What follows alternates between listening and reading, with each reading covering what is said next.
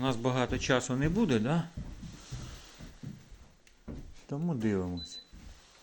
12 градусів. Ага. По часу у нас скільки пройшло вже там у вас? Сейчас. Ну, якщо ми в 12 підпали, то 12-13 минут. 12, да, то есть 12. Ну, хай буде 15, Да. 15 хвилин, да? 52 градуси. 15 хвилин.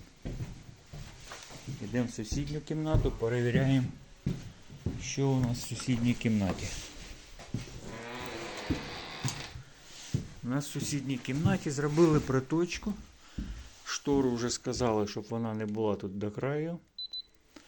Ну, 82 градуси. Я думаю, буде тут жарко.